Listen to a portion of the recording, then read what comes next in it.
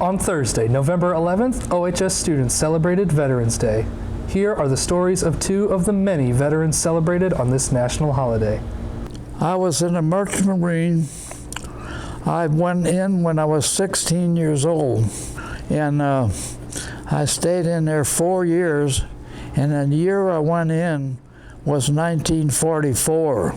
My best friend was a year older than me, or 2 years, and he joined the Marine Corps. And he was only in the Marine Corps for 4 months, and he got sent home and he was killed. And he was only 17. And that's when I joined it, and my dad signed it. I was in the U.S. Army, and I was released as a corporal. I went in 1953, June 19, and I got out May 1955. When I was drafted, which I was, the war was still going on, and I was in basic training down at Fort Leonard Wood. And during that first 8 weeks, they signed an agreement to stop fighting. And we were really elated. We were pleased to have that happen. The first ship I went on was a troop ship going to Alaska. And we took soldiers up to every place in Alaska, and we picked up soldiers coming home, back and forth. And my second one, after I got back, I got on a bigger ship. It was hauling gasoline, airplane gas, to Tinian in the South Pacific when they was bombing Japan with the B-29s. And on the way home, the war was over. But I stayed in there after the war for 2 years. And I went to every place you can think of in Europe. We hauled everything from coal to food, grain, everything. And I served on, I think, 3 Liberty ships back and forth.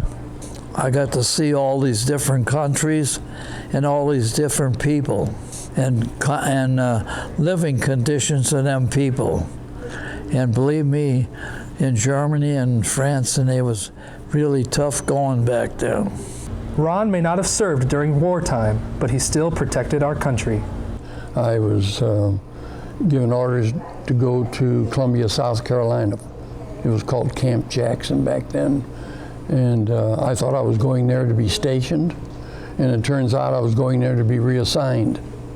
And I was there about a month and a half, and they came and said, we're going to have to ship you out. We got a big levy, and we need to send everybody that's available. We're going either to Japan or Germany, and they asked me, which way you want to go? I said, I'll take you Germany. It took us over on a troop ship to Germany, and I was stationed in Schwabes Hall, which is between Stuttgart and Nuremberg. And I had a really important job. I was in headquarters battery, and I used the typewriter. We were called Remington Raiders, because what we were there for is protect us from Russia. Russia still had the wall around Berlin, and everything that went into Berlin from the U.S. had to be flown in. They blocked it. It was a blockade, wouldn't let us drive in. So, but we were there because of the concern that the Russians might start something. It helped me appreciate home. Maybe the other people might think that we did something those years that was kind of special. There's a lot of veterans that need to be recognized. The ones that are suffering, and the ones that are gone. And one last message from John to future generations. Be vigilant all your life as far as taking care of our country. On behalf of the entire Oakville community, thank you to all those who have served or are continuing to serve. We owe all the liberties and freedoms we hold dear to you. With Eva Beidle behind the camera, I'm Nate Rouse for Channel 97.